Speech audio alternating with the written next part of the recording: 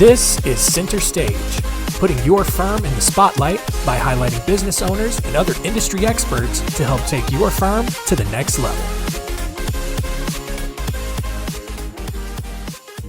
All right, I'm here with Michael Mogill from Chris Video. How's it going, Mike? It's going well. Thank you for having me. Man, Michael and I were just catching up before we hit the record button here, and this is just so fun to be here with Michael today. For those of you that don't know, Chris Video has just really exploded over the last 4 or 5 years. And Mike and I, somewhat knew each other before that, and it's been really fun. I was telling Mike to watch from afar everything that's happened. And I'm sure over the course of this, we'll touch on some of the things you guys do, video marketing, you're providing coaching for law firms and maybe even some other industries now. Are you guys still mostly focused on law firms? Yep, exclusively law firms. Okay, exclusive law, perfect. So I'm sure we'll touch on that. But what Michael and I really landed on that I'm excited to talk about with everyone today is leadership. And I know this is a word that gets thrown around all the time, right?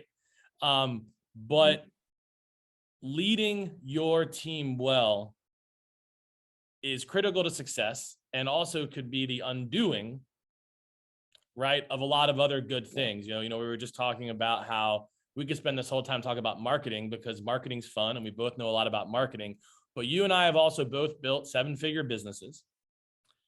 You and I both work exclusively or mostly with law firms. And so I really hope that we can provide some value on kind of the leadership side because I think you and I have both learned a lot of lessons over the years. So Mike, let me kind of transition to you here. You were talking just a minute ago before we started recording about how important you thought leadership was. So just kind of elaborate on that 10,000 foot view, kind of give us kind of your thoughts, and then we'll pick it apart from there.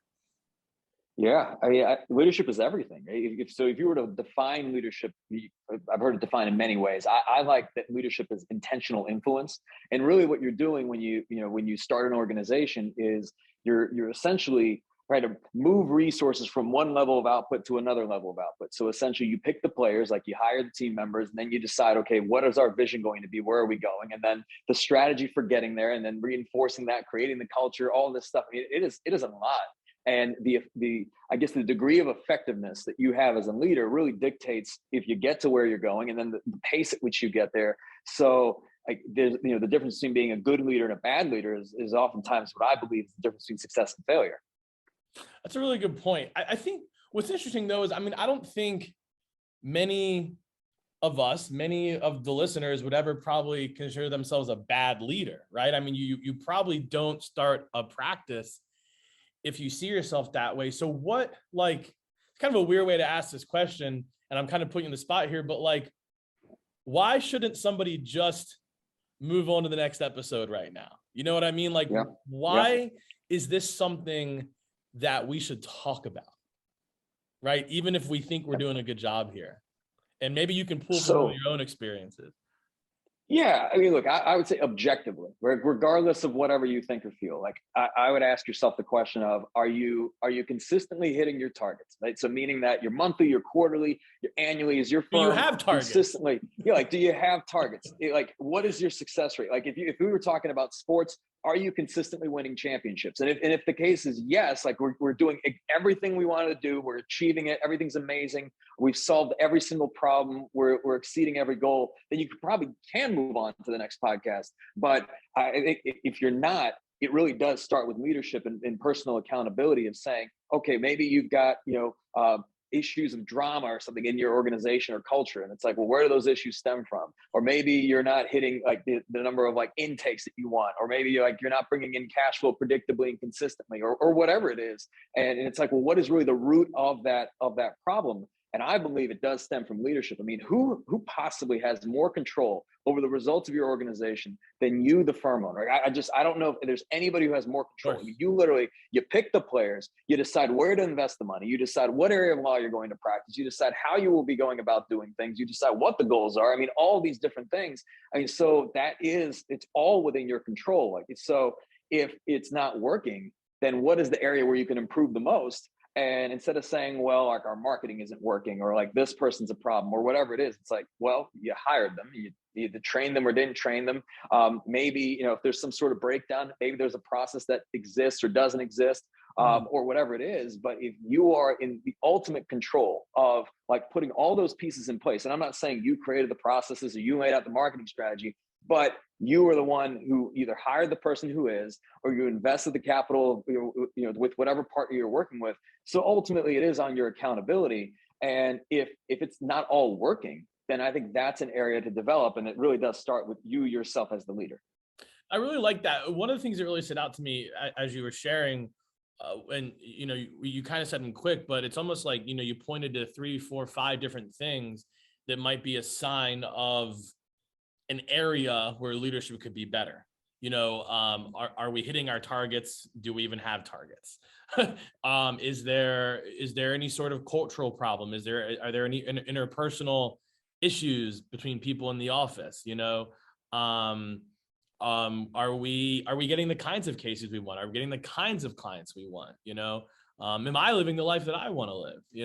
So I think what'd be really good is to maybe pick apart some of those areas, right? Like okay, here's an area where that might not be going the way I want it to in my firm. And so how can I point that back to leadership, and what can I then do better, right? And maybe you and I can pull from our experiences a little bit, and just so everyone knows, like this isn't scripted. Like we're kind of thinking off the cuff here a little bit. So bear with us, but and I'm going to kind of rack my brain too, Mike, but I think, to whatever degree you're willing to get personal too, I think that'd be great, whether you want to share from, your experience as CEO or, anything you've observed. But, let's talk about goal setting first. I think that's a really good one. And so either, the lack of goal setting or having goals and not meeting them. Let's kind of start there. Like, any thoughts, either your personal experiences or how to kind of address not hitting goals or not having them, and how maybe that does point back to leadership? Yeah. So Marc, to your point, like if you don't have goals or targets, it's hard to know if you reach them. It's hard to have any focus or any direction or anything like that. And goals can be anything. I mean, it could be a revenue target. It could be a number of cases. It could be specific types of cases. It could be an impact target, how many people you want to help. I mean, whatever it is, but it helps to define, it's almost like the GPS, if you will, of, okay, here's where we're going. So it's something to work backwards from. Because at least if you know the destination, I've heard people say, okay, it's about the journey, not the destination. And I think it's interesting because, look, you could get on a nice, plane like Emirates or something like that, and, just land in the middle of nowhere. It doesn't matter how good first class is. Yeah. The beach is always better. Exactly. You're like, where we land is important. The destination matters. So first and foremost, it's like important to have that target.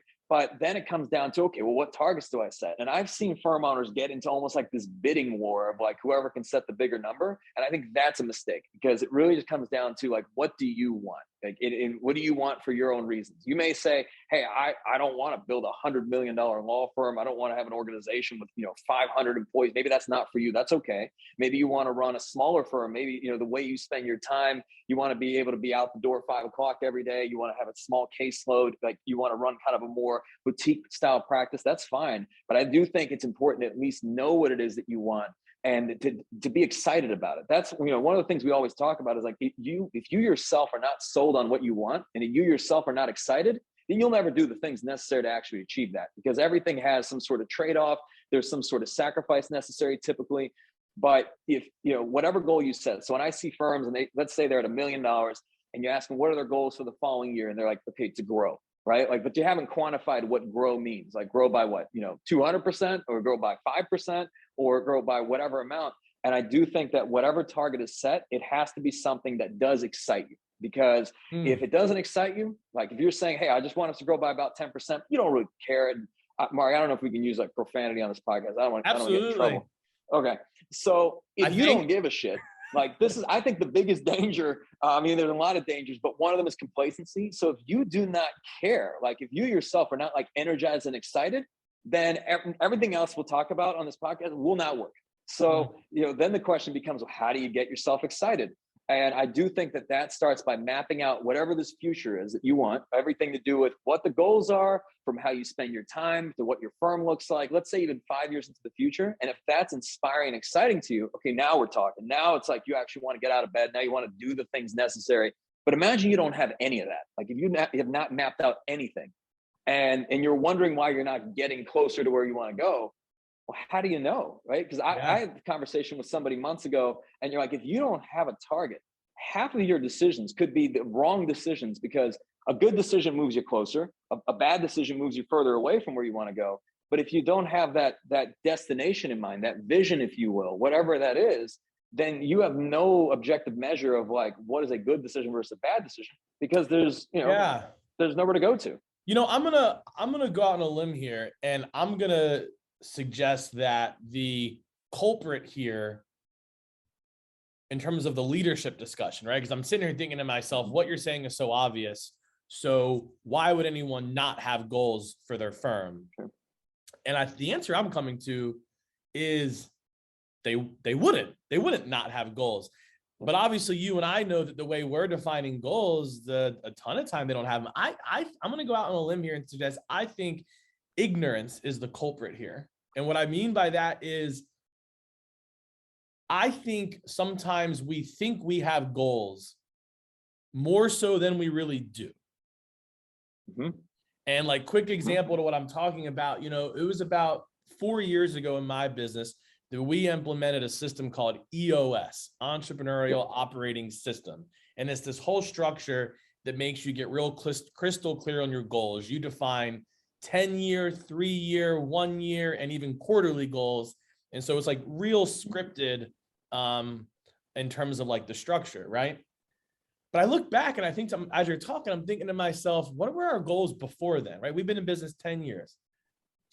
I'm thinking back to myself, well, I can't really remember. Does that mean I didn't have, like, if you had asked me back then, like, Marc, do you have goals and targets? I'd have been like, yeah, of course we do. Well, so I believe people in their mind may have like, of course, I believe it's innate human nature to want to make forward progress, right? So like, you wouldn't own a firm if that wasn't the case. Yeah.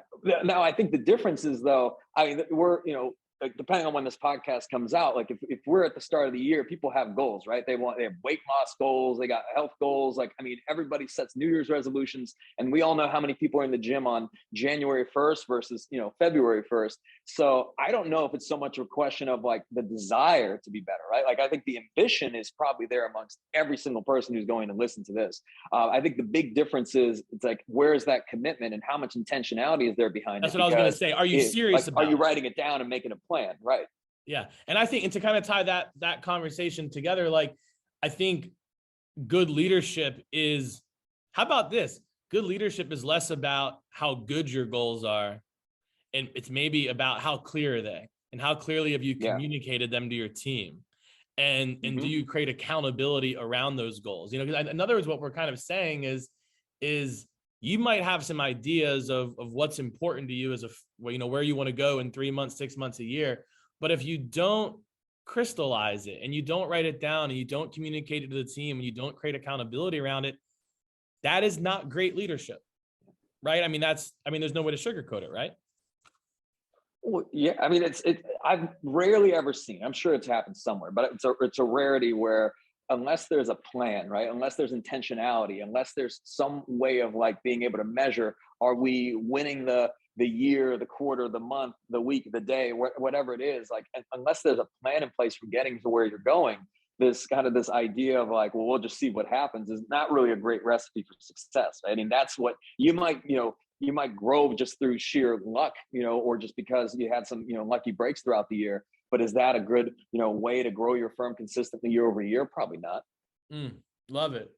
So where else would you say you see leadership arise as either an opportunity or even potentially a problem in a firm? Where, again, what's something else we could point to and say, okay, that is a sign that we could do better there, that I could lead better?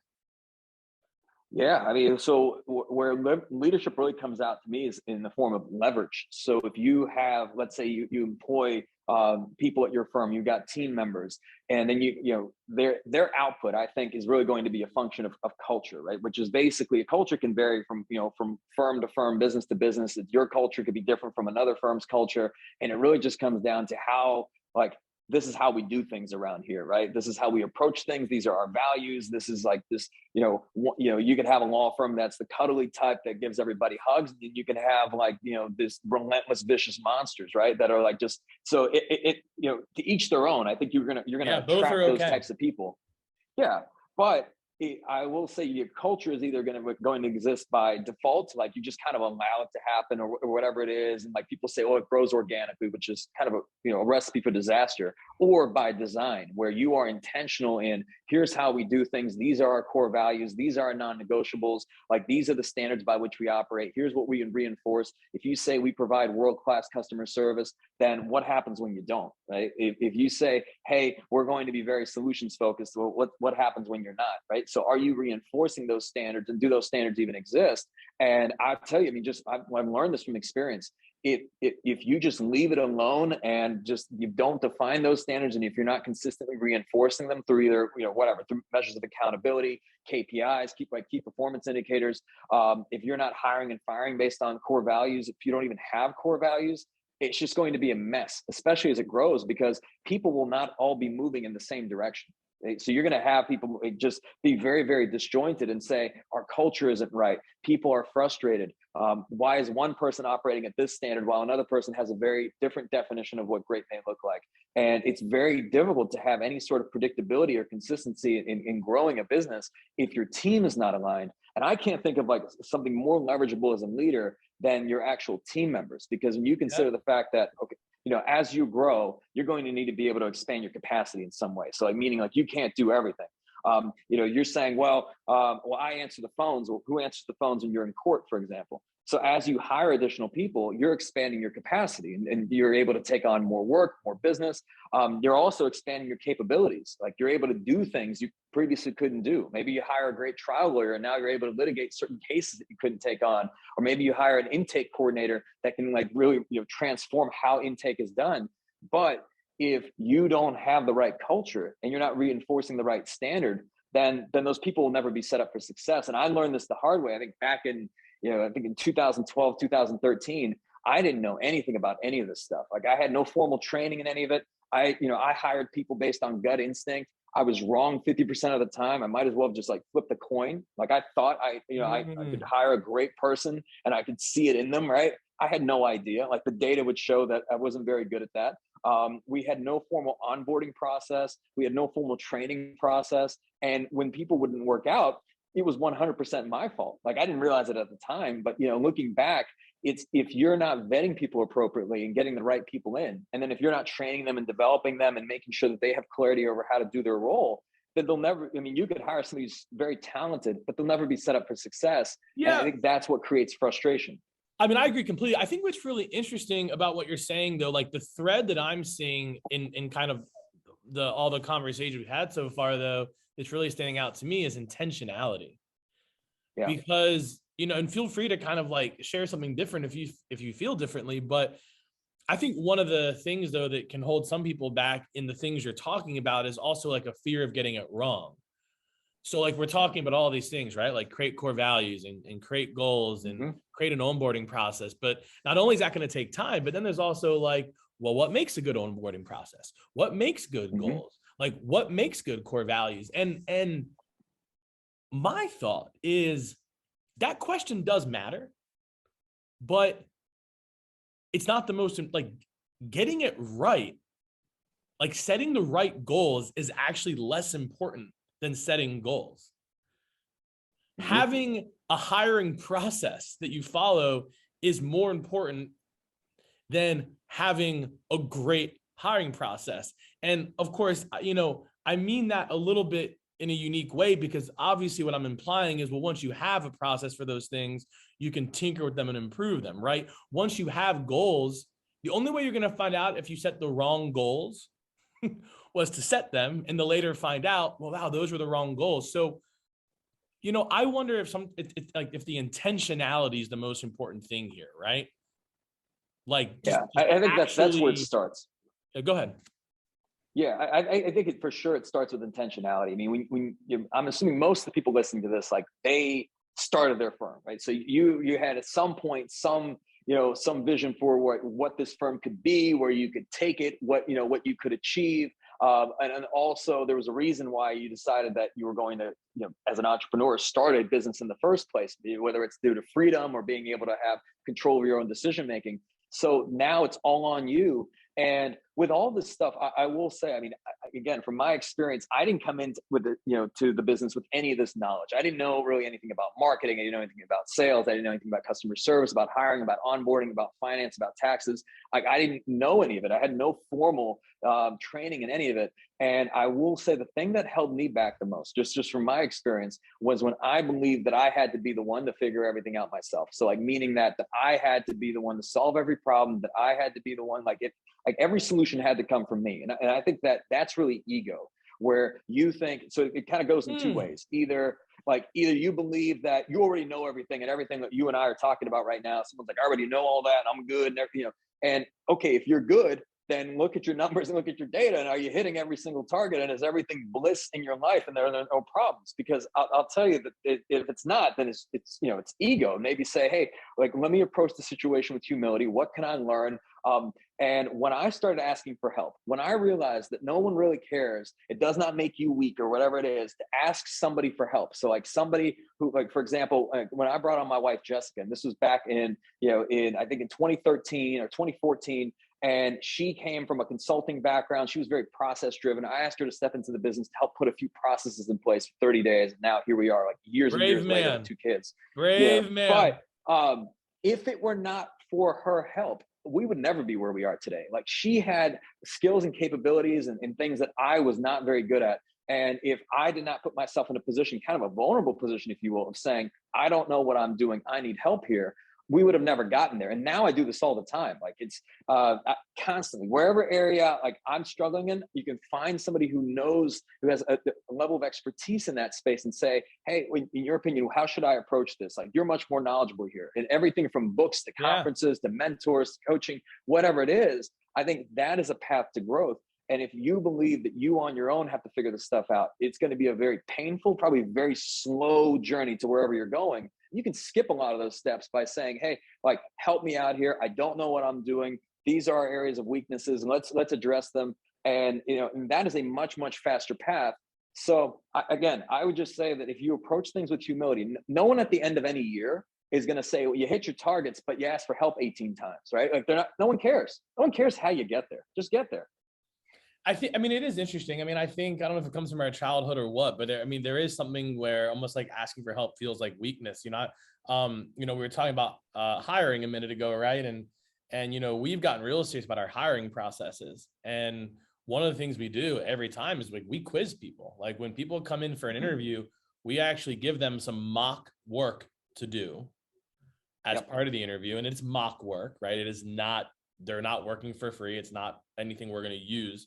But they are, demonstrating to us, their ability to fulfill the role. And that's a really important part of our process.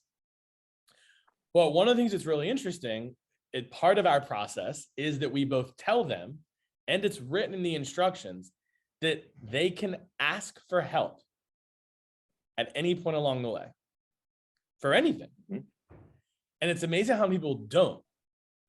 And we're throwing like just a really quick example, because like one of the things we do is like web design, right, at Spotlight Branding. So depending on the role we're hiring, we might tell someone, hey, look at this website design and tell us what you think could be better. Well, never, ever have I had someone get up and come to me or whoever's kind of running the interview that day and say, hey, just curious, what are some of the things that you guys like to see in a website design? It's like, we never said you can only ask for help if, like, a link's not working, right? It's like, you could ask for guidance on anything. And so a long way of getting to the point of, like, I think that inherently, we feel this need to, like, depend on ourselves, and not only is it sad as an individual, but it's obviously unfortunate when you're running your business, right? Because you can't be good at everything. Like, it's impossible to be good at everything. I think it's basically it's the function of like what's more important, right? Being right or making progress.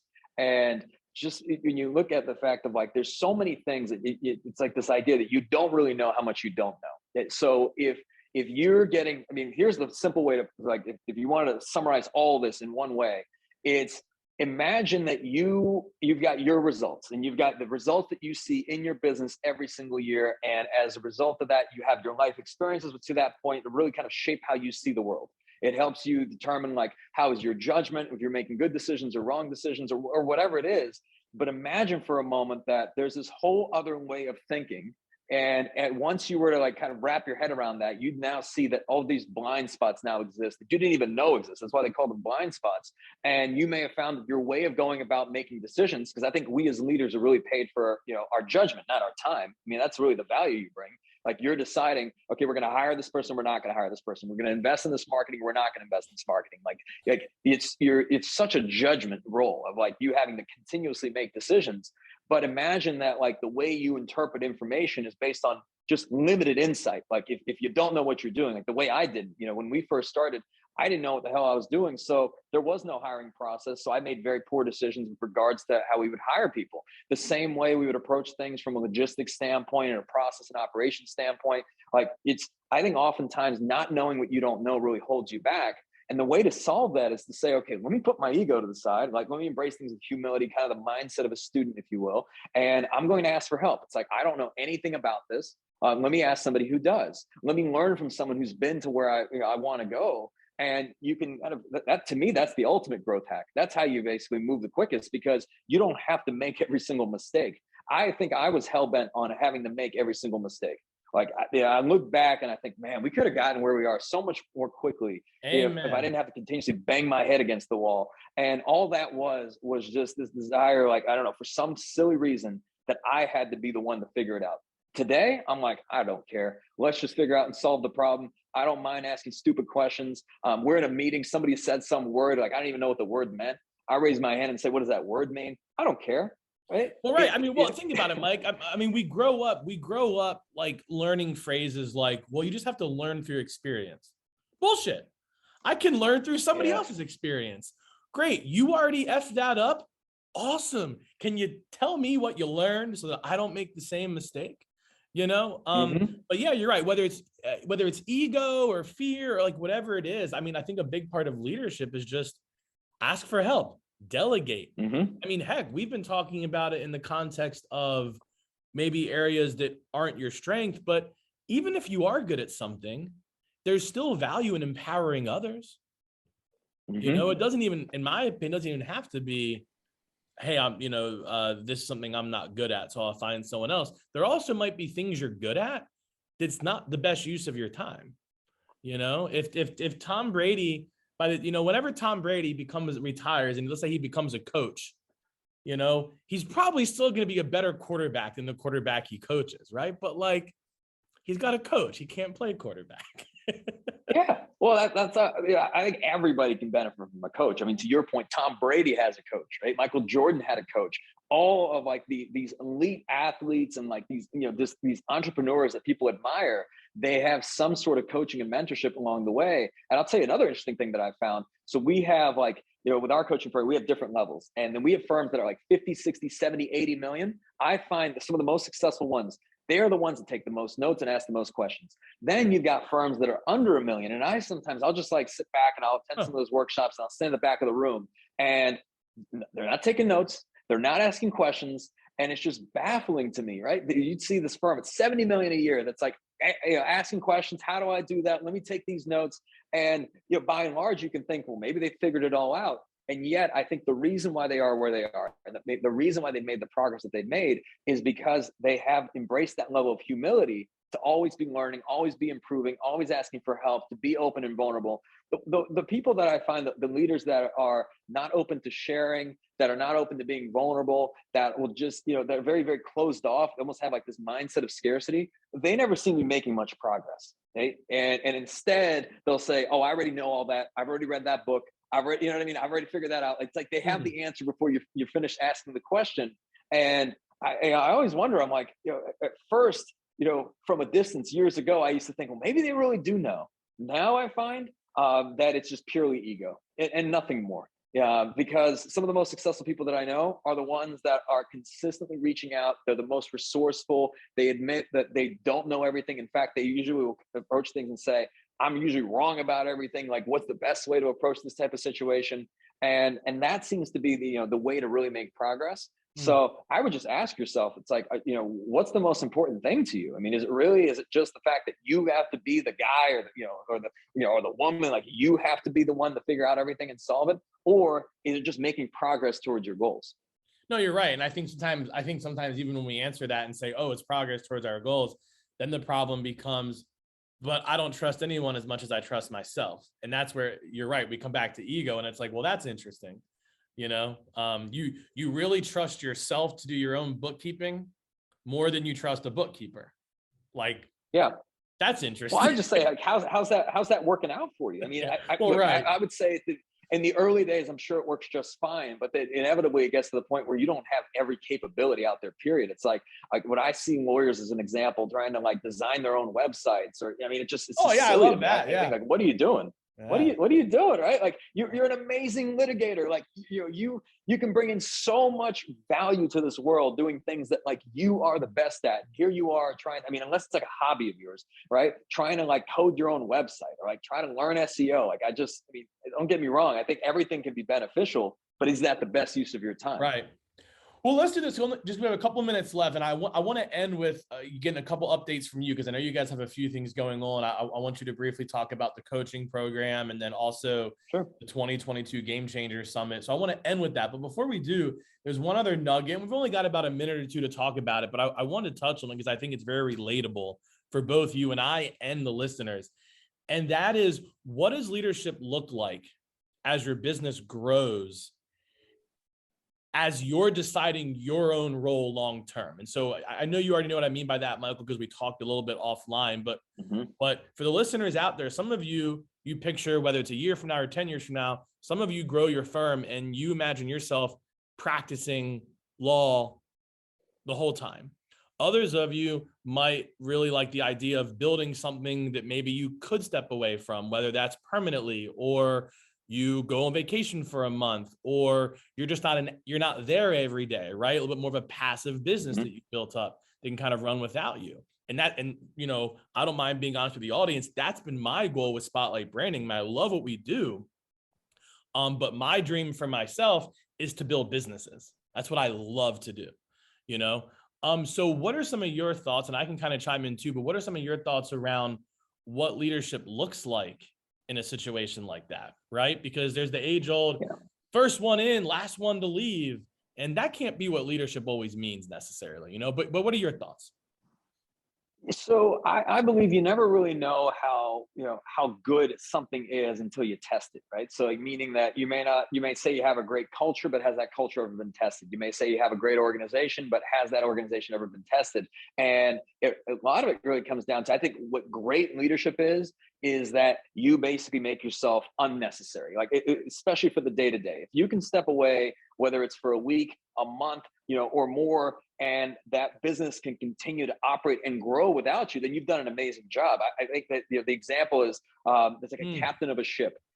If the captain doesn't really exist to navigate the ship. I mean, everybody knows what their job is. Everyone should execute that effectively. I think the captain's really there for turbulent waters, right? It's like, how do you approach that stuff? So if you're able to step away and everything can work well, and you've got, like, you're a leader who's got other great leaders in place, you've got an aligned team, there's levels of accountability, everybody knows like what they need to do and they're executing on that effectively, then really perhaps what your role becomes is really visionary, right? Like you're setting the kind of like, here's where we're going. In a way, you're almost living in the future and saying that these are, this is where we're going to take this firm. These are the types of investments we're going to make. Here's where we're going to take it. But it's not so reliant on you to operate on a day-to-day basis. So I think that's when you've done it right. And then you can choose how you spend your time. I mean, you may enjoy being in the weeds of the business. I don't know anybody who does.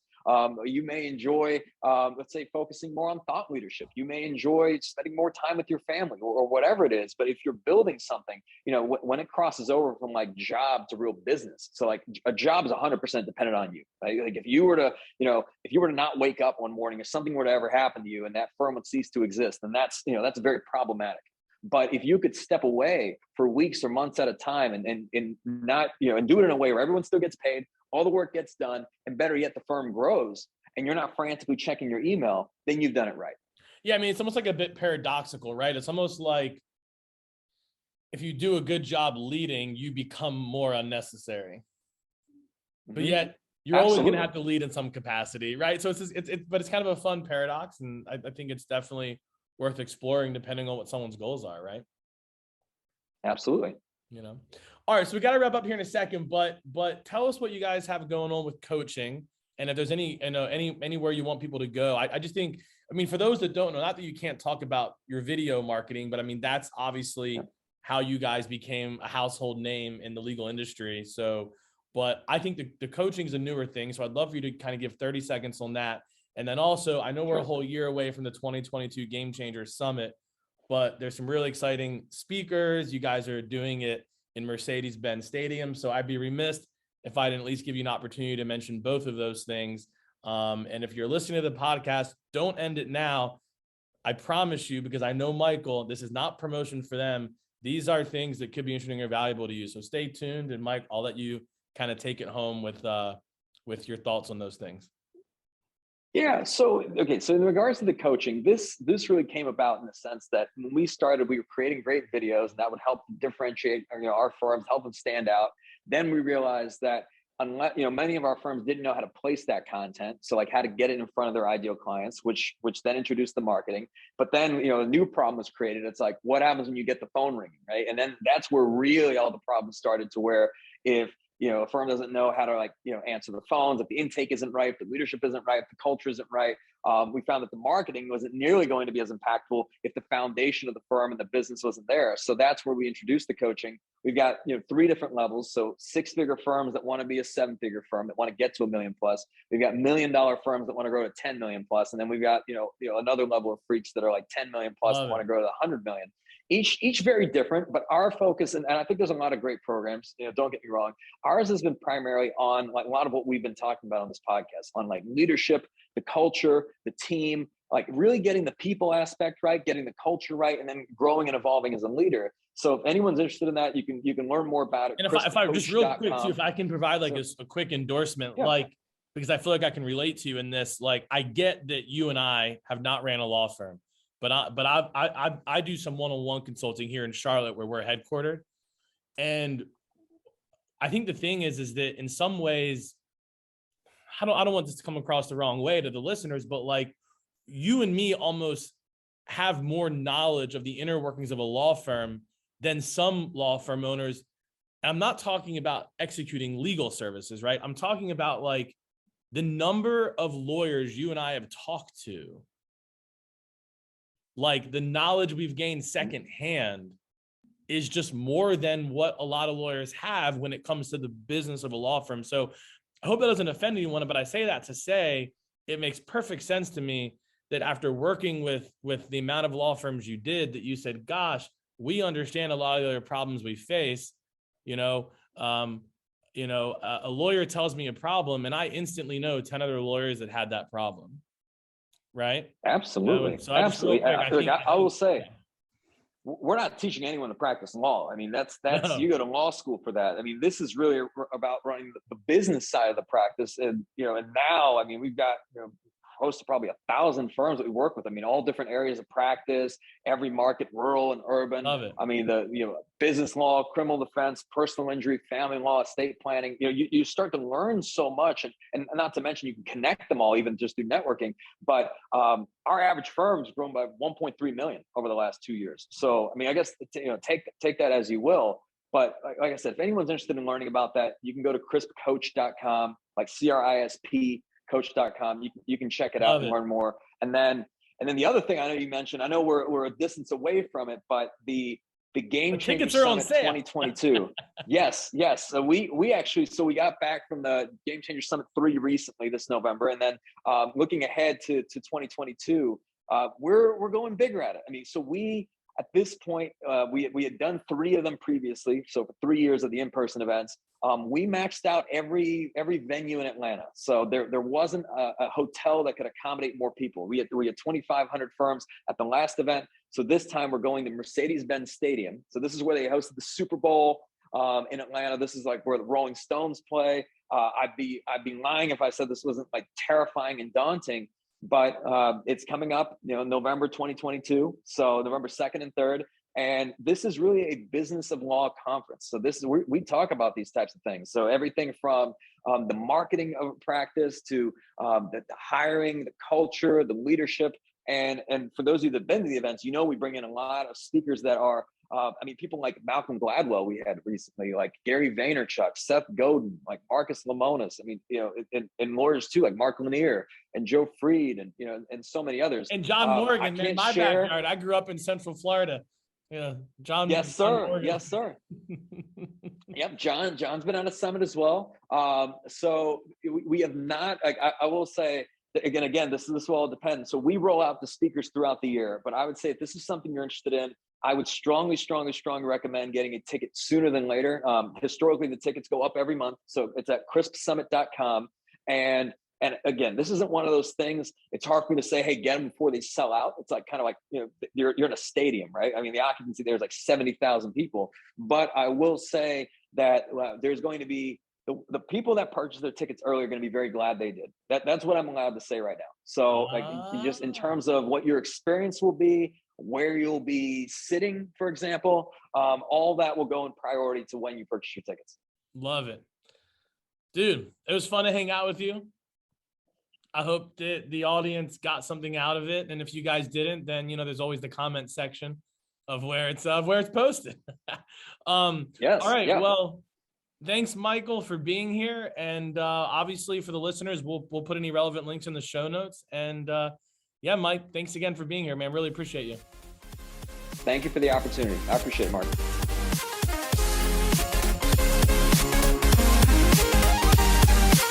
Thanks for listening.